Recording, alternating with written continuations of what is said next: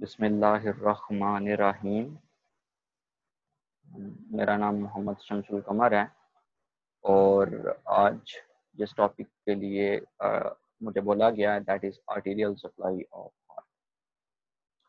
तो before going into detail के heart की आर्टीरियल सप्लाई क्या है, हार्ट को कौन कौन सी आर्टरी सप्लाई करती हैं या उनका रूट क्या है, उनकी ब्रांचेस क्या हैं, मैं ना ब्रीफली डिस्कस करना चाह रहा हूँ कि हार्ट के पार्ट्स क्या क्या हैं या हार्ट की जो बेसिक एनाटमी है और मैं ग्रॉस एनाटमी की तरफ रेफर करना चाह रहा, एट्रिया और वेंट्रिकल्स की तरफ।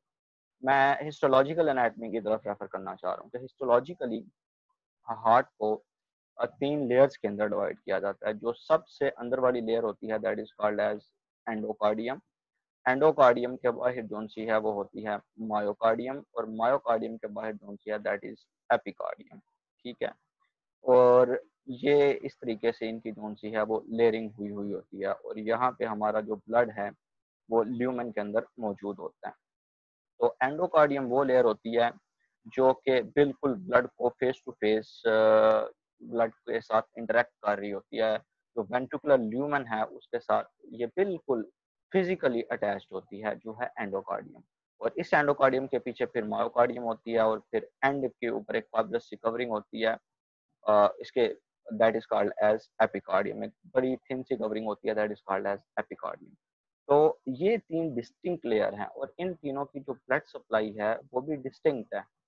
कि जिस तरीके से आपको पता है कि एंडोकार्डियम ये ब्लड के बिल्कुल साथ अटैच होती है, ठीक है, ब्लड इसको सबमर्ज करके वेंट्रिकल में से गुजरता है। ये एंडोकार्डियम जोन सी है ये इसी ब्लड में से अपनी नरिशमेंट ले लेती है, इसी ब्लड में से ये ऑक्सीजन ले लेती है, इसी ब्लड में ये अपनी कार्बन डाइऑक्साइड को एक्सपेल कर देती है, इसी ब्लड से ये ग्लूकोज वगैरह ले लेती है, अमाइनो एसिड या जो कुछ भी इसको चाहिए ये इस ब्लड में से ले लेती है और अपने वेस्ट प्रोडक्ट्स को जोन सा है वो एक्सपेल कर देती है। ठीक है, और ये सारा कुछ हो रहा होता है बाय मींस ऑफ डिफ्यूजन।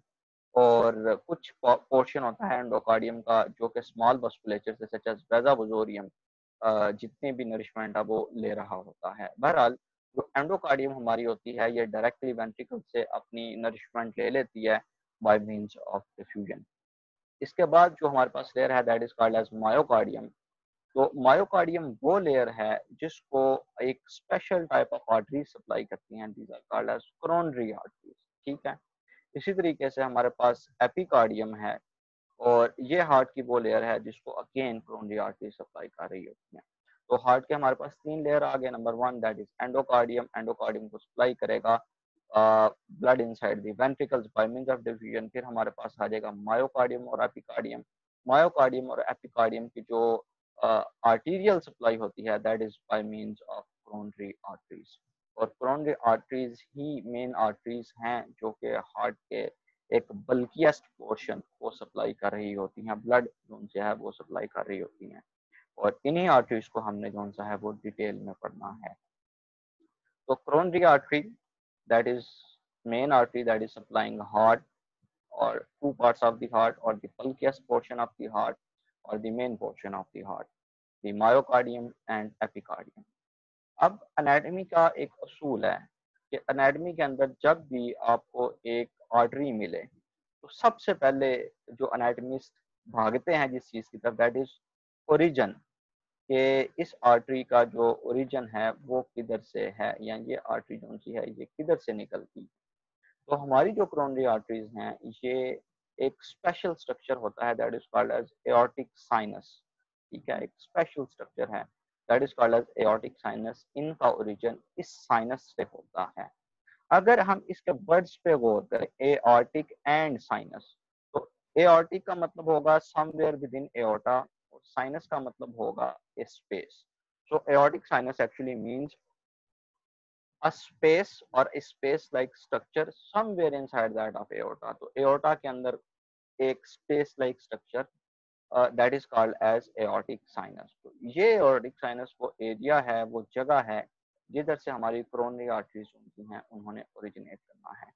तो इससे पहले कि हम इस एओर्टिक साइनस की डिटेल्स में जाएं, ठीक है, और कोरोनरी आर्टरीज को डिटेल से समझें, मैं आपको ना हार्ट का ग्रॉस व्यू दिखाना चाह रहा हूँ कि जब हम डायसेक्शन कर रहे होते हैं तो ग्रॉसली आपको हार्ट कैसे नजर आता है। आप इमेजिन करें कि आपके सामने एक कैडावेयर पड़ा हुआ है, आपने उस कैडावेयर के थोरैक्स की डायसेक्शन की है, उस डेड बॉडी की रिब्स वगैरह को आपने रिमूव कर दिया है, जो इंटरकॉस्टल मसल्स हैं उनको रिमूव कर दिया है, और जो लंग्स हैं आपने उनको थोड़ा थोड़ा रिट्रैक्ट कर लिया, जिस तरह आपको इधर नजर आ रहा है। ठीक है, आपने लंग्स को थोड़ा सा रिट्रैक्ट कर लिया, तो आपको कुछ इस तरीके से जो हार्ट है वो विजिबल नजर आएगा। आप देख सकते हैं कि ये हार्ट का डायाफ्राम, ये बॉडी का डायाफ्राम है, और ये हमारे पास प्लूरल स्पेसिस हैं, सब प्लूरल स्पेसिस हैं, और ये हमारे पास राइट लंग आ जाएगा and that is left lung. ठीक है, और इसी तरीके से ये मेन हार्ट है, ये इसका सुपीरियर वेना केवा, ये एओर्टा है, दैट इज पल्मोनरी ट्रंक, ये इसका है right atria, that is right ventricle, और ये है इसका लेफ्ट वेंट्रिकल। और ये जो स्पेस है that is present between right atria and right ventricle, ये स्पेस इसको कहते हैं coronary sulcus, that is called as coronary sulcus. और इसी तरीके से ये जो एरिया है राइट वेंट्रिकल और लेफ्ट वेंट्रिकल के दरमियान, ये वाला एरिया, ये जो फाइब्रस सा है, फैटी फैटी नजर आ रहा है आपको, येलोविश सा, this is called as interventricular groove, दो वेंट्रिकल्स के दरमियान groove. So this is coronary sulcus and this is interventricular groove. इस पिक्चर में आपको कौन सा है वो लेफ्ट एट्रिया नजर नहीं आ रहा, क्योंकि लेफ्ट एट्रिया हमारे एओर्टा और पल्मोनरी ट्रंक के पोस्टीरियर एस्पेक्ट के ऊपर पोस्टीरियरली पड़ा हुआ है। तो जैसे ही हम एओर्टा और पल्मोनरी ट्रंक को रिमूव करेंगे तो हमारे पास लेफ्ट एओर्टा और सॉरी लेफ्ट एट्रियम जोन सा है वो नजर आ जाएगा। अब हम क्या करते हैं, हम इस डायग्राम को थोड़ा सा और क्लियर कर लेते हैं। ठीक है, अब जैसे ही आप इस डायग्राम को थोड़ा सा क्लियर करेंगे, आपको कोरोनरी आर्टरीज नजर आनी शुरू हो जाएंगी, राइट कोरोनरी आर्टरी नजर आनी शुरू हो जाएगी, इधर से आपको ये लेफ्ट कोरोनरी आर्टरी और उसकी ब्रांचेस नजर आनी शुरू हो जाएंगी, और एक सल्कस मैंने आपको बताया था, कोरोनरी सल्कस, आपको वो नजर आना शुरू हो जाएगा। ठीक है, तो इसी तरीके से ये आपकी पल्मोनरी ट्रंक है, ठीक है, ये एओर्टा वगैरह है, और ये आपका सुपीरियर वेना केवा है। ठीक है, तो अब हम आपको नजर आ रहा है कि ये जो कोरोनरी आर्टरीज हैं, ये राइट कोरोनरी आर्टरी जो इस पॉइंट से निकल रही है। ठीक है, ये somewhere inside that of aorta, और ये हमारे पास जो लेफ्ट कोरोनरी आर्टरी है ये पल्मोनरी ट्रंक के पीछे से निकल रही है। तो अब हम क्या करते हैं, हम एक्चुअली देखना चाह रहे हैं कि ये आर्टरीज किधर से निकली है। इधर इस वक्त इस डायग्राम में हमें ऐसा लग रहा है कि ये एओर्टा से निकल रही हैं, लेकिन हम इसको जरा डिटेल में देखना चाह रहे हैं कि ये किस पॉइंट से, कौन सा स्पेसिफिक एरिया जिधर से ये निकल रही हैं। तो हम क्या करते हैं, हम ये जो हार्ट है इसको थोड़ा सा ट्रांसपेरेंट कर देते हैं। ठीक है, इसके एट्रियाज और वेंट्रिकल्स वगैरह को ज़्यादा कर, ये जितना भी ब्लू पोर्शन आपको नजर आ रहा है ये आपका सुपीरियर वेना केवा है। ठीक है, ये आपका जो सा है राइट एट्रियम है, ये आपका राइट वेंट्रिकल आपके पास आ जाएगा। ठीक है, ये ट्राइकैस्पिड वेल्व, राइट वेंट्रिकल से पल्मोनरी ट्रंक और पल्मोनरी आर्टरी, पल्मोनरी वेन, ये पीछे आपका लेफ्ट एट्रियम, और ये आपका लेफ्ट वेंट्रिकल, लेफ्ट वेंट्रिकल से फिर आपका ये एओर्टा। ठीक है, तो ये थोड़ा सा जो एनाटॉमिकल स्ट्रक्चर्स हैं। ठीक है, इसमें आपने एक चीज को नोट करना है कि आपकी जो ये पल्मोनरी ट्रंक है, ये एओर्टिक वेल्व जोन सा है, जो इसका पल्मोनरी वेल्व है, जो कि राइट वेंट्रिकल और पल्मोनरी आर्टरीज के दरमियान है, पल्मोनरी वेल्व, और ये जो सा है एओर्टिक वेल्व जो कि लेफ्ट वेंट्रिकल और एओर्टा के दरमियान है। इनका आपस में रिलेशन ये है कि पल्मोनरी वेल्व एओर्टिक वेल्व के इंटीरियरली है, और जो एओर्टिक वेल्व है ये पोस्टीरियरली है। ठीक है, तो ये जो रिलेशन है इसको आपने याद जहन में रखना है, क्योंकि जब हम कोरोनरी आर्टरीज का ओरिजिन डिस्कस करेंगे तो ये रिलेशन आपके बहुत बहुत काम आएगा कि जो पल्मोनरी वेल्व होता है या जो पल्मोनरी ट्रंक है, ये एओर्टिक वेल्व या एओर्टा के थोड़ा सा इंटीरियरली मौजूद होती है। अब हम क्या करते हैं, हम इस हार्ट को लेते हैं और इस हार्ट को एक डायसेक्शन दे देते हैं। ठीक है, इस लेवल के ऊपर इस हार्ट को डायसेक्ट करते हैं, और फिर हम देखते हैं कि चीज़ें क्या हैं। तो हमने जैसे ही डायसेक्शन की, हमने देख लिया कि ये हमारे पास पल्मोनरी वेल्व है। ठीक है, ये हमारे पास एओर्टिक वेल्व है, और इधर आपको नज़र आ रहा है कि आपकी जो कोरोनरी आर्टरीज हैं वो एओर्टा से निकल रही हैं, right coronary artery, left coronary artery. ठीक है, इधर आपका ट्राइकैस्पिड वेल्व आ जाएगा, ये आपका बाइकैस्पिड वेल्व है या फिर माइट्रल वेल्व है, और ये आपका एओर्टिक वेल्व है जिसमें से कोरोनरी आर्टरीज निकल रही हैं। अब हम क्या करते हैं, हम इस एओर्टिक वाल्व को उठाते हैं और उठा के हम डायसेक्ट कर लेते हैं और सेपरेट जो सा है वो व्यू करते हैं। तो जैसे हम इसको डायसेक्ट करेंगे, ये कुछ इस तरीके का स्ट्रक्चर आपके सामने आ जाएगा, ठीक है। तो ये हमारे पास एओर्टिक वाल्व है। इस एओर्टिक वाल्व की 3 कौन सी है वो पार्टीशंस हैं, ठीक है। ये आपको नजर आ रहा है कि इस वाल्व ने कुछ वॉल बनाई हुई हैं और ये वॉल कौन सी हैं वो एओर्टिक वॉल्स के साथ मिलके एक ट्राइंगुलर सा स्ट्रक्चर बना रही है। इस ट्राइंगुलर स्ट्रक्चर को बोलते हैं वाल्व, ठीक है। तो इस वाल्व, ये 3 वाल्व हैं और ये वाल्व थिकन्ड होके एक कैविटी बना रहे हैं, ठीक है। ये आपकी एक इंटीरियर वॉल है और पीछे से एओर्टिक वॉल है, एओर्टा की जो मेन वॉल है वो। और ये जब तीनों आपस में मिल जाते हैं तो ये थोड़ी सी स्पेस बन जाती है, ठीक है। कप लाइक स्ट्रक्चर बन जाता है और ये कप की ल्यूमन बन जाती है। इस ल्यूमिनल स्ट्रक्चर को दरअसल बोला जाता है एओर्टिक साइनस। जिस तरह मैंने शुरू में बताया था कि space within the aorta, ठीक है। तो ये वो पोर्शन है that is called as aortic sinus. और यहाँ पे आपको 3 एओर्टिक साइनस नजर आ रहे हैं। आपको राइट साइड पे एक एओर्टिक साइनस नजर आ रहा है जिसको कहते हैं राइट एओर्टिक साइनस। आपको लेफ्ट साइड पे एक एओर्टिक साइनस नजर आ रहा है that is called as left aortic sinus. और आपको पोस्टीरियरली एक एओर्टिक साइनस नजर आ रहा है that is called as posterior aortic sinus, ठीक है। और इन्हीं साइनसेस में से फिर हमारी जो आर्टरीज हैं वो निकलती हैं। राइट एओर्टिक साइनस में से राइट कोरोनरी आर्टरी निकलती है, लेफ्ट एओर्टिक साइनस में से लेफ्ट कोरोनरी आर्टरी निकलती है। और जो पोस्टीरियर एओर्टिक साइनस है, इसमें से कोई कोरोनरी आर्टरी नहीं निकलती। क्योंकि इसमें से कोई कोरोनरी आर्टरी नहीं निकलती, इसको हम बाज़ औक़ात कह देते हैं नॉन कोरोनरी साइनस। तो ये पॉइंट है आपका जिधर से जो कोरोनरी आर्टरीज हैं ये निकल रही होती हैं या कोरोनरी आर्टरीज होती हैं ये ओरिजिनेट कर रही होती हैं, ठीक हो गया। That is actually aortic sinus. तो अब मैं थोड़ा सा ना आपको एक एनाटमी और फिजियोलॉजी का कंबाइंड पॉइंट बताना चाह रहा हूँ कि ये वाल्व काम किस तरह से करता है, ठीक है। क्योंकि ये आपके कंसेप्चुअल पर्पसेस के लिए बहुत इंपॉर्टेंट होगा। तो आपको पता है जैसे ही सिस्टली होगी, ठीक है, हार्ट कॉन्ट्रैक्ट करेगा, तो इस कॉन्ट्रैक्शन की वजह से जो ब्लड है ये वेंट्रिकल्स में से आउटसाइड जाएगा और सिस्टेमिक सर्कुलेशन के अंदर चला जाएगा। और जो मेन वेसल्स हैं जो हमारे पास कैरोटिड आर्टरीज हैं, सबक्लेवियन आर्टरीज वगैरह हैं, थोरेसिक एओर्टा, एब्डोमिनल, उसमें चला जाएगा, ठीक है। और ड्यूरिंग सिस्टली जो हार्ट है ये जो एओर्टिक वाल्व है ये ओपन होगा। क्योंकि ये एओर्टिक वाल्व ओपन है लिहाजा इन साइनसेस में, एओर्टिक साइनसेस में किसी किस्म का कोई ब्लड नहीं जाएगा और अगर जाएगा भी तो बहुत थोड़ा सा जाएगा, ठीक है।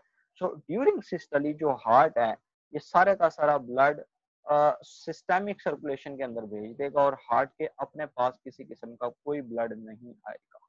लेकिन जैसे ही डायस्टली होगी, हार्ट रिलैक्स करेगा और हार्ट की फिलिंग शुरू हो जाएगी, हार्ट के वेंट्रिकल्स की फिलिंग शुरू हो जाएगी। जो एओर्टिक वॉल्स हैं, ठीक है, एओर्टा की जो वॉल्स हैं ये वॉल्स रिकॉइल करेंगी, ठीक है। ये वॉल्व थोड़ा सा कॉन्ट्रैक्ट करेंगी। इन वॉल्स के कॉन्ट्रैक्ट करने की वजह से और एओर्टिक वाल्व के क्लोज होने की वजह से, ठीक है, जैसे ये वॉल्स ये जो एओर्टा की वॉल्स हैं ये रिकॉइल करेंगी तो ब्लड पीछे की तरफ आएगा, ठीक है। थोड़ा सा ब्लड जो होगा ये बैक फ्लो करेगा, ब्लड बैक फ्लो करेगा और जैसे ही ये पास आएगा उतनी देर तक एओर्टिक वाल्व क्लोज हो जाएगा। तो जितना भी ब्लड होगा ये एओर्टिक साइनसेस में चला जाएगा और एओर्टिक साइनसेस से क्योंकि कोरोनरी आर्टरीज निकल रही हैं तो ये सीधा का सीधा हार्ट की जो मायोकार्डियम है और हार्ट की जो एपिकार्डियम है ये ब्लड उन तक पहुंच जाएगा। तो ड्यूरिंग सिस्टली हार्ट जो इटसेल्फ है ये ब्लड सिस्टेमिक सर्कुलेशन को देगा और ड्यूरिंग डायस्टली हार्ट अपनी नरिशमेंट करेगा और अपनी जो अपना जो मस्कुलेचर है, अपने जो मसल्स हैं, ये उनको जो उनका फूड है, उनकी ऑक्सीजन है, उनका ग्लूकोज वगैरह है, ये वो प्रोवाइड करेगा, ठीक है। तो सिस्टली में हार्ट जो सा है ये सारे का सारा ब्लड सिस्टेमिक सर्कुलेशन में दे देगा और डायस्टली के अंदर हार्ट जो सा है ये खुद ब्लड फीड करेगा। या कोरोनरी आर्टरीज के अंदर जो ब्लड है ये डायस्टली के दौरान आएगा, ठीक है। तो अब हम शुरू करते हैं सबसे पहले राइट कोरोनरी आर्टरी, ठीक है। जिस तरह मैंने बताया राइट कोरोनरी आर्टरी जो है इसका पॉइंट ऑफ ओरिजिन है that is right aortic sinus. इस आर्टरी के बारे में आपको बात जान लेनी चाहिए कि it is one of the most common sites of occlusion in coronary circulation. कि कोरोनरी सर्कुलेशन में दो एरियाज बहुत बहुत कॉमन हैं occlusion के लिए, उनमें से एक एरिया है RCA। लेट अस से कि अगर एक पेशेंट आपके पास है मायोकार्डियल इन्फेक्शन के साथ, ठीक है, तो मायोकार्डियल इन्फेक्शन तो मोस्ट कॉमन आपके माइंड के अंदर जो आर्टरीज आ रही होंगी ना, या तो वो राइट कोरोनरी आर्टरी होगी या वो एक और आर्टरी होगी, वो मैं आपको बाद में बता दूंगा। तो इन दोनों आर्टरीज में से मोस्ट ऑफ दी 99 मतलब मोर देन 90% चांसेस हैं कि या तो वो राइट कोरोनरी आर्टरी होगी या फिर वो दूसरी आर्टरी होगी। तो ये हमारे पास जो आर्टरी है right coronary artery, it is the most common site of occlusion.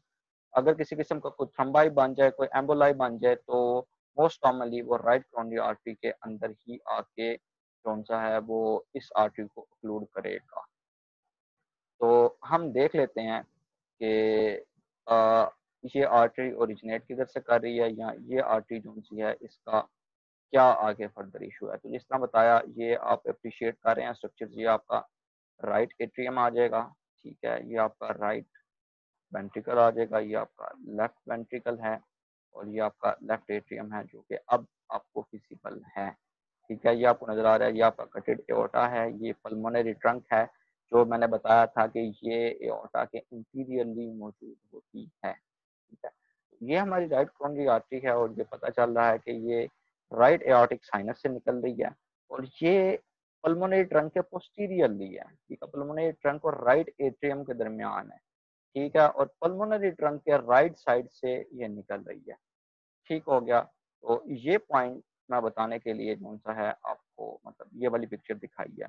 और दूसरा पॉइंट ये है कि यहाँ पे आपको एक ग्रूव नजर आ रही होगी, ये groove, this is very important groove, this is called as interventricular groove, ठीक है। तो ये मतलब कुछ स्ट्रक्चर्स हैं जो मैं चाह रहा हूँ कि आपको पता चल जाए इससे पहले कि हम इसका मजीद कोर्स कौन सा है वो शुरू करें, ठीक हो गया। तो अब हमें पता चल गया कि हमारी जो कोरोनरी आर्टरी है वो राइट एओर्टिक साइनस से निकल रही है। राइट एओर्टिक साइनस से निकल के ये जो हमारे पास पल्मोनरी ट्रंक है उसके पोस्टीरियरली होती है, क्योंकि इस डायग्राम इतना अच्छा नजर नहीं आ रहा। तो पोस्टीरियरली हो के सबसे पहले ये क्या करती है, ये हमारे पास जो एस ए नोड है, ठीक है, ये उसको ब्रांच सप्लाई करती है, ठीक है। सबसे पहले निकलते सार ही ये एस ए नोड को एक ब्रांच देती है और एस ए नोड को ब्लड सप्लाई करती है। एस ए नोड के बाद ये राइट एट्रियम और राइट वेंट्रिकल जो सा है हमारे पास ये वाला, ये इन दोनों के जो बॉर्डर है that is called as coronary sulcus, ये उस सल्कस में मूव करती है और एट्रिया को भी ब्लड वेसल्स देती है और वेंट्रिकल्स को भी ब्लड वेसल्स देती है और फिर ये हार्ट के राइट मार्जिन की तरफ अप्रोच करती है और बिल्कुल एंड पे जाके ये राइट मार्जिनल ब्रांच दे देती है, ठीक है। और इस तरीके से ये interior aspect of the heart पे ऐसे नोड को सप्लाई करती है और फिर ये जो राइट एट्रिया है, राइट एट्रियम है, उनको सप्लाई करती है, राइट वेंट्रिकल जोन है उसको ब्रांचेस देती है और राइट मार्जिनल ब्रांच देने के बाद ये टर्न ले लेती है, ठीक है, ये posterior aspect of the heart पे आ जाती है। Posterior aspect of the heart पे अगेन ये एट्रिया वेंट्रिकल्स को सप्लाई करती है और ये इस मिडल पॉइंट पर आ जाती है। अब ये मिडल पॉइंट बहुत इंपॉर्टेंट है, इस मिडल पॉइंट को कहते हैं क्रूस ऑफ द हार्ट, CRUX, क्रूस ऑफ द हार्ट, ठीक है। ये वो पॉइंट है जहां पे इंटर एट्रियल, ठीक है, और इंटरवेंट्रिकुलर सेप्टास आपस में मिल जाते हैं। आपको पता है कि दो एट्रियास को सेपरेट करने वाला एक सेप्टा होता है that is called as inter atrial septa और दो वेंट्रिकल्स को सेपरेट करने वाला एक सेप्टा होता है that is called as interventricular septa. तो क्रूक्स ऑफ द हार्ट या क्रूस ऑफ द हार्ट वो पॉइंट है जहां पे इंटर एट्रियल इंटरवेंट्रिकुलर सेप्टा जो उनसे हैं ये आपस में मिल जाते हैं या इनका एडजॉइनिंग पॉइंट है। तो इस पॉइंट पे आके जो हमारी RCA है ये एवी नोड को ब्लड सप्लाई देती है। एवी नोड को ब्लड सप्लाई देने के बाद ये अपनी आखिरी ब्रांच देती है that is called as posterior interventricular branch of RCA, ठीक हो गया, that is called as posterior interventricular branch of RCA। ये पोस्टीरियर इंटरवेंट्रिकुलर ब्रांच कौन सी है, ये पोस्टीरियर इंटरवेंट्रिकुलर ग्रुप में मूव करती है और एपेक्स ऑफ द हार्ट तक जाने की कोशिश करती है लेकिन वहां तक पहुंच नहीं पाती। ठीक है, उससे पहले ही टर्मिनेट हो जाती है। ठीक हो गया। और इस तरीके से हमारी जो आरसीए है वो अपनी आखिरी branch that is posterior interventricular artery ये देने के बाद थोड़ा सा कोरोनरी सर्कस में मूव करती है और फिर पोस्टीरियर एस्पेक्ट या diaphragmatic surface of the heart पे आके ये कौन सा है एंड हो जाती है। ठीक है, तो अब हम एक माइनर सा टॉपिक है that is called as dominance of coronary arterial system, इसको डिस्कस कर ले। तो कोरोनरी आर्टरी सिस्टम के अंदर हम दो आर्टरीज हैं हमारे पास एक है राइट कोरोनरी आर्टरी आरसीए, एक है हमारे पास left coronary artery that is called as LCA. तो इन दोनों आर्टरीज में से जो भी आर्टरी पोस्टीरियर इंटरवेंट्रिकुलर ब्रांच दे दे, ठीक है, क्योंकि पोस्टीरियर इंटरवेंट्रिकुलर ब्रांच हमेशा आरसीए नहीं देती, in approximately 60% of the cases RCA देती है और 40% ऑफ द केसेस एलसीए दे रही होती है। ठीक है, तो ये मतलब जरूरी नहीं कि जो पोस्टीरियर इंटरवेंट्रिकुलर ब्रांच है वो आरसीए ही दे। तो dominance of coronary arterial system हम कहते हैं कि जोन सी भी आर्टरी आइदर एलसीए और आरसीए ये ब्रांच दे दे, उस आर्टरी को कहा जाता है कि ये कोरोनरी सिस्टम के अंदर डोमिनेंट आर्टरी है। ठीक है, मैं एक मतलब फिर रिपीट करता हूँ कि दोनों आर्टरीज में से एलसीए या आरसीए में से जो भी आर्टरी पोस्टीरियर इंटरवेंट्रिकुलर ब्रांच दे दे, उस आर्टरी को बोला जाता है कि ये आर्टरी कोरोनरी सिस्टम के अंदर डोमिनेंट है। लेट अस से कि आपके पास आप एक एचओ हैं और आपके पास आपके कोलीग आते हैं और वो कहते हैं कि यार हमारे पास जो फ्लॉ पेशेंट है ना ये आरसीए डोमिनेंट है। तो इसका मतलब ये होगा कि इनकी जो पोस्टीरियर इंटरवेंट्रिकुलर ब्रांच है वो आरसीए दे रही है। और अगर आपको बोला जाए कि हमारे पास जो फ्लॉ पेशेंट है वो एलसीए डोमिनेंट है, तो इसका मतलब ये होगा कि उनकी जो पोस्टीरियर इंटरवेंट्रिकुलर ब्रांच है वो आपकी एलसीए दे रही है। तो ये बेसिकली थोड़ा सा आपकी टेक्स्ट बुक के अंदर लिखा हुआ था dominance of coronary arterial system, तो मैंने इसलिए इसको थोड़ा सा एक्सप्लेन कर दिया। तो अब हम क्विकली कौन सा है रीकैप कर लेते हैं, हमने अभी तक क्या क्या पढ़ा सप्लाई ऑफ आरसीए से रिलेटेड। हमें पता है कि आरसीए सबसे पहले राइट एओर्टिक साइनस से निकलती है, फिर निकलते सार ही ये पोस्टीरियर टू पल्मोनरी ट्रंक होती है और इंटीरियर टू राइट एट्रियम होती है, और निकलते सार ही ये सबसे पहले एसए नोड को सप्लाई करती है, फिर ये क्रोनी सल्कस में मूव करके राइट एट्रियम को ब्रांचेस दे रही होती है और राइट वेंट्रिकल को ब्रांचेस दे रही होती है, लेकिन सारे राइट वेंट्रिकल को ब्रांचेस नहीं देती, थोड़े से मतलब ज्यादा पोर्शन को देती है लेकिन सारे को नहीं देती। ठीक है, इसके बाद ये अपनी राइट मार्जिनल ब्रांच देने के बाद टर्न ले लेती है, टर्न लेके ये पोस्टीरियर एस्पेक्ट पे मूव करती है, ये वाला जो एस्पेक्ट है इधर आके ये मूव करती है और क्रूक्स ऑफ द हार्ट पे जाके ये एवी नोड को ब्रांचेस सप्लाई करती है। और एवी नोड को ब्रांचेस सप्लाई करने के बाद इन 60% केसेस ये अपनी डोमिनेंस क्लेम करती है by giving posterior interventricular artery. ठीक हो गया, इसी के साथ मतलब हमारी आरसीए जोन सी है वो कंप्लीट हो जाती है। और अब हम मूव करते हैं लेफ्ट कोरोनरी आर्टरी की तरफ, या फिर जिसको बोला जाता है एलसीए शॉर्ट टर्म के अंदर। तो अगेन वही पिक्चर, ये आपकी पल्मोनरी ट्रंक है। ठीक है, that is very very clear. ये कटी हुई पल्मोनरी ट्रंक है पीटी। ठीक है, ये आपका एओर्टा आ जाएगा, ये आपका लेफ्ट एट्रियम आ जाएगा। ठीक है, ये आपका जो सा है राइट एट्रियम है, ये हमारे पास इंटरवेंट्रिकुलर ग्रूव है, ये हमारा राइट वेंट्रिकल है और ये हमारा जो सा है वो लेफ्ट वेंट्रिकल आ जाएगा। ठीक है, तो सबसे पहले हमारी जो लेफ्ट कोरोनरी आर्टरी है, ठीक है, ये जो सी आर्टरी है that is called as left coronary artery. ये आर्टरी जिस तरह मैंने बताया था कि लेफ्ट एओर्टिक साइनस से निकलती है, तो लेफ्ट एओर्टिक साइनस से निकलने के बाद ये दो स्ट्रक्चर के दरमियान होती है। इंटीरियरली इसके होता है पल्मोनरी ट्रंक और पोस्टीरियरली इसके अंदर इसके सामने होता है लेफ्ट ऑरिकल। ठीक है, दैट इज ये जो स्ट्रक्चर बना हुआ है that is called as left auricle.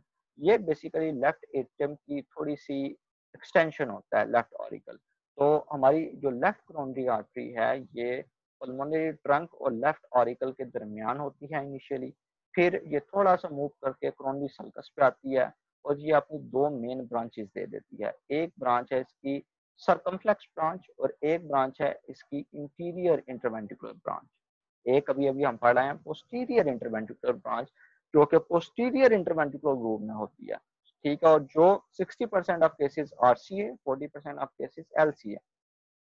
ये ब्रांच है हमारे पास इंटीरियर इंटरवेंट्रिकुलर ब्रांच। ठीक है, इंटीरियर इंटरवेंट्रिकुलर ब्रांच, या फिर इसको कहते हैं left interior descending branch of left coronary artery, या लेफ्ट इंटीरियर डिसेंडिंग आर्टरी इसको कहा जाता है। ठीक है, तो ये इंटीरियर इंटरवेंट्रिकुलर आर्टरी जो इंटरवेंट्रिकुलर ग्रूव है इंटीरियर साइड पे, जो राइट वेंट्रिकल और लेफ्ट वेंट्रिकल को सेपरेट कर रही है, ये इंटीरियर इंटरवेंट्रिकुलर आर्टरी इस ग्रूव में मूव करती है। और आप देख रहे हैं कि ये कुछ ब्रांचेस राइट वेंट्रिकल को भी सप्लाई करती है। ये लेफ्ट वेंट्रिकल को तो सप्लाई कर ही रही है, लेकिन ये कुछ ब्रांचेस जो सी है ये राइट वेंट्रिकल को भी सप्लाई करती है, और फिर ये जो सा है एपेक्स ऑफ द हार्ट की तरफ एक्सटेंड कर जाती है, और इस एपेक्स ऑफ द हार्ट पे जाके ये फिर पीछे की तरफ टर्न कर जाएगी।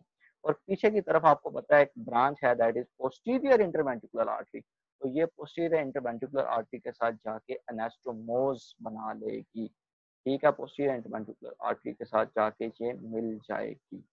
तो ये बेसिकली हमारी जो लेफ्ट कोरोनरी आर्टरी है, इसको मैंने थोड़ा सा आपके सामने एक्सप्लेन किया है कि सबसे पहले ये लेफ्ट एओर्टिक साइनस में से निकलती है, फिर ये लेफ्ट ऑरिकल ये और पल्मोनरी ट्रंक के दरमियान होती है, फिर ये दो ब्रांचेस दे देती है, that is interior interventricular branch और सर्कमफ्लेक्स ब्रांच। ठीक है, interior interventricular branch interior interventricular groove में जाएगी और थोड़ा सा राइट एट्रियम को सप्लाई करेगी, मोस्टली लेफ्ट एट्रियम को सप्लाई करेगी। एपेक्स ऑफ द हार्ट पे जाके आपको ये नजर आ रहा है कि ये टर्न ले लेगी, और ये जो पोस्टीरियर इंटरवेंट्रिकुलर ब्रांच है इसके साथ जाके ये मिल जाएगी और एनास्टोमोज बना लेगी। ठीक है, और इधर जाके ये एंड हो जाएगी। इसके बाद हमारे पास जो दूसरी ब्रांच है इसकी, that is called as circumflex branch.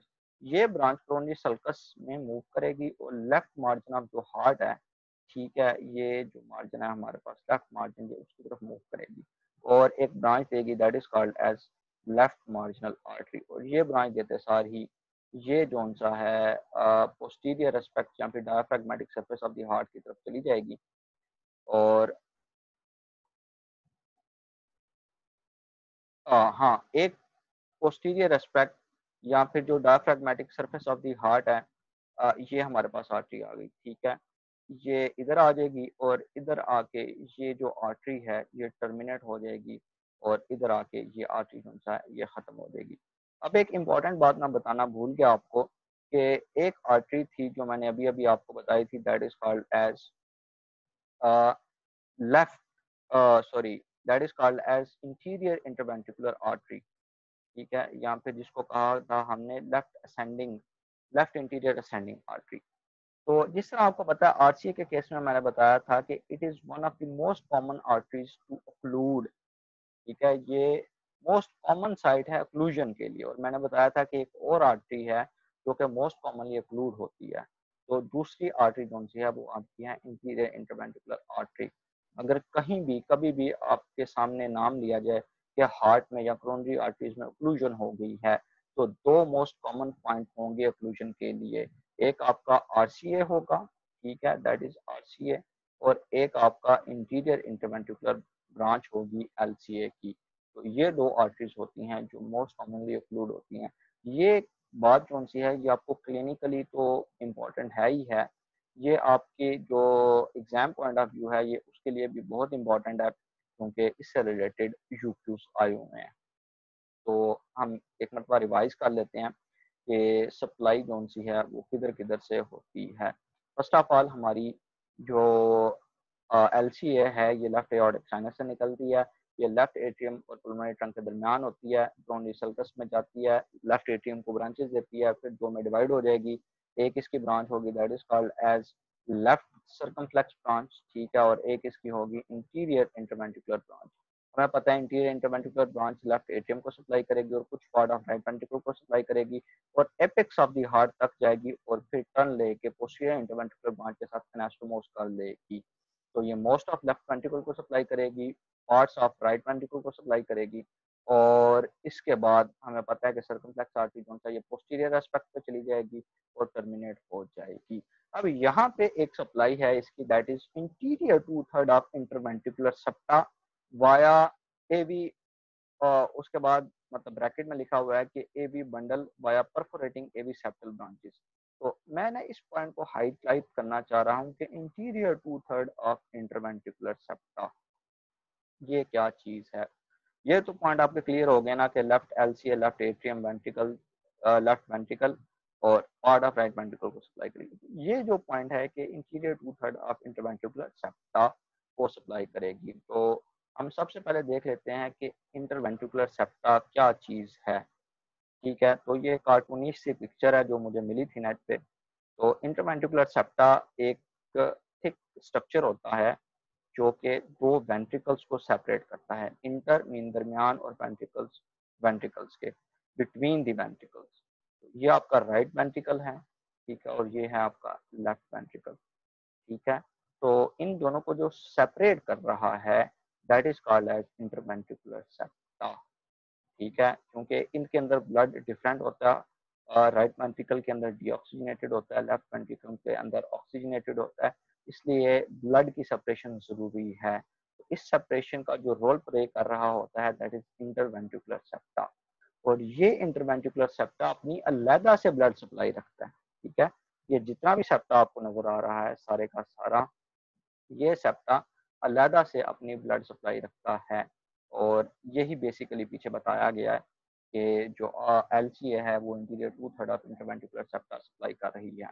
अब मुझे उम्मीद है कि आप ये स्ट्रक्चर अप्रिशिएट कर लेंगे कि ये आपकी आरसीए है और ये इसका कोर्स है और ये पोस्टीरियरली आपकी है पोस्टीरियर इंटरवेंट्रिकुलर आर्टरी। ठीक है, ये इधर है। ठीक है, और ये पोस्टीरियर इंटरवेंट्रिकुलर आर्टरी है और ये आपकी इंटीरियर इंटरवेंट्रिकुलर आर्टरी है एलसीए की। और इन आर्टरीज ने, ठीक है, एक अनास्टोमोस बना लिया और ये बिल्कुल एक यू लाइक स्ट्रक्चर बन रहा है। अगर आप थोड़ा सा गौर करें ना, ठीक है, तो इन आर्टरीज ने बिल्कुल इंटरवेंट्रिकुलर सेप्टा को घेरा हुआ है इंटीरियर टू पोस्टीरियर मैनर। ठीक है, और यही दो मेन आर्टरीज हैं जो कि इंटरवेंट्रिकुलर सेप्टा को सप्लाई दे रही होती हैं। ठीक है, ये हार्ट को हमने सैजिटल व्यू में काटा हुआ है। ये हार्ट का इंटीरियर एस्पेक्ट है और ये हार्ट का पोस्टीरियर एस्पेक्ट है। और लेट अस से कि अगर इधर से लेके इतना हमारा इंटरवेंट्रिकुलर सेप्टा है तो इसका जो इंटीरियर 2/3 है वो सप्लाई हो रहा है by means of interior interventricular artery, that is a branch of LCA. और इसका जो पोस्टीरियर 1/3 है that is supplied by means of posterior interventricular branch of RCA. ठीक है, तो इस तरीके से हमारा जो इंटरवेंट्रिकुलर सेप्टा है वो अपनी ब्लड सप्लाई या वो अपनी जो नरिशमेंट है वो ले रहा होता है। कि उसका जो इंटीरियर 2/3 है वो एलसीए से लेता है, interior interventricular branch of LCA. और उसका जो पोस्टीरियर 1/3 है वो posterior interventricular branch of RCA से अपनी नरिशमेंट ले रहा होता है।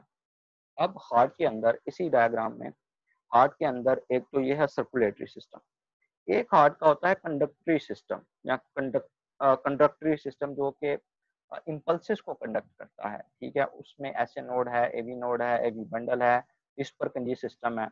तो उसका एक पार्ट है एवी नोड। ठीक है, ये आपका एवी नोड है। इधर आप गौर करें कि जो एवी नोड है ना इटसेल्फ वो हमने पढ़ा है कि अभी हम रिसेंटली हम पढ़ के आए हैं कि वो सप्लाई होता है बाय मींस ऑफ आरसीए। ठीक है, लेकिन एवी नोड के अलावा जितना भी कंडक्टरी सिस्टम है, एवी बंडल है, ठीक है, एवी बंडल ब्रांचेज है, ये सारे का सारा आपकी एलसीए सप्लाई कर रही होती है। इन सबको जो ब्लड फ्लो मिल रहा होता है वो एलसीए से मिल रहा होता है। तो ये भी मतलब एक इम्पॉर्टेंट डिस्टिंक्शन है जो कि कंडक्टरी सिस्टम ऑफ हार्ट के अंदर आ जाती है कि उसका जो एवी नोड है उसको सप्लाई कर रहा होता है आरसीए और उसका जो एवी बंडल या फिर रिमेनिंग पोर्शन है उसको सप्लाई कर रही होती है interior interventricular branch of LCA. ठीक है, तो इसके साथ ही आपकी आरसीए और जो सर्कुलेटरी सिस्टम ऑफ हार्ट है वो कंप्लीट हो जाता है। और ये मतलब आपका टॉपिक तो कंप्लीट हो गया है, लेकिन ये कुछ यूनिवर्सिटी क्वेश्चंस हैं जो कि इस टॉपिक से रिलेटेड हैं और जो कुछ पिछले कुछ सालों में फ्रिक्वेंटली आए हुए हैं। ठीक है, तो इनको हम जस्ट ब्रीफली डिस्कस करेंगे, इनका हमने ज़्यादा टाइम नहीं लगाना है ताकि आपके सबकॉन्शियस में मतलब एक थोड़ा सा छोटा सा थॉट जो है वो सेव रहे। First of all annual 2004 describe briefly coronary circulation, ठीक है, हम पढ़ चुके हैं। Annual 213 what are branches of right coronary, ये भी पढ़ चुके हैं। Give a brief account of conductive system of heart, sorry ये लिखना था supply of conductive system of heart, तो ये मिस्टेक है, लेकिन ये अभी अभी हम पढ़ के हटे हैं कि कंडक्टिव सिस्टम की सप्लाई कौन सी है, वो किस तरीके से होती है। तो ये आपका यूक्यू आ चुका है कंडक्टिव सिस्टम ऑफ हार्ट पे, उसकी सप्लाई पे, ठीक है। इस तरीके से एनुअल 2016 आपने सोर्सेज बताने हैं, आपने ब्रांचेस बतानी है, और distribution of article supply of heart पढ़ चुके हैं। और हाँ ये मोस्ट इम्पॉर्टेंट क्वेश्चन कि what are the two most common sites of coronary artery occlusion, ये भी हम पढ़ चुके हैं। इसके बाद after the heart attack an individual develop cardiac arrhythmias, तो नेम द आर्टरीज इन्वॉल्व। अब हार्ट अटैक हुआ है, तो हार्ट अटैक मतलब मायोकार्डियल इन्फॉक्शन, ठीक है। मायोकार्डियल इन्फॉक्शन में मोस्ट कॉमनली दो आर्टरीज हो सकती हैं, आरसीए और या फिर interior interventricular branch of LCA, ठीक है। तो मतलब उन दोनों में से एक आर्टरी होगी। तो आप, क्योंकि ये जो पास्ट पेपर जिधर से मैंने ये क्वेश्चंस लिए हैं उधर उन्होंने आरसीए लिखा हुआ था, तो इसकी रीज़न तो नहीं पता, लेकिन वल्लाहु आलम उन्होंने आरसीए लिखा हुआ था।